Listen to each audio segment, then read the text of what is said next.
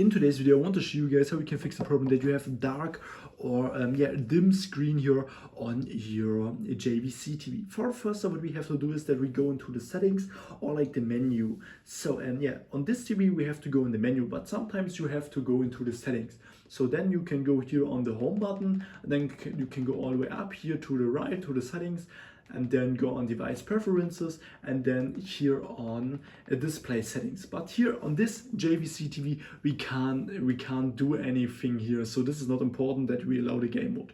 So on this TV we have to go here on the menu, and then we have like here the picture settings. So click on this, and here for the first step we have like the picture mode, and here it's really important if you have like selected custom or something.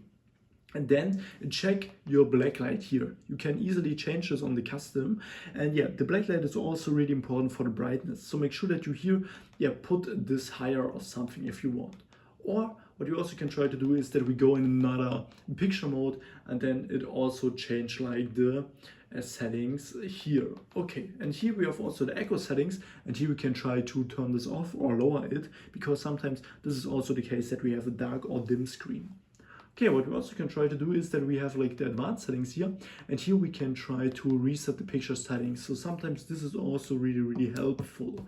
Okay, and if nothing of this works, then we can also try to unplug like HDMI devices, or we can also try to unplug our TV, wait like 2 minutes, and then plug it in again. So clean the cable, clean the TV, because sometimes we have a lack of power or something, or like errors from the HDMI devices or other devices you have plugged in the TV, and sometimes this leads to like a dark or dim screen. So make sure that you also try to check all these inputs you have in your TV, and after that your problem should be fixed. If I could help you with the video, then please leave a like and subscribe, and see you next time.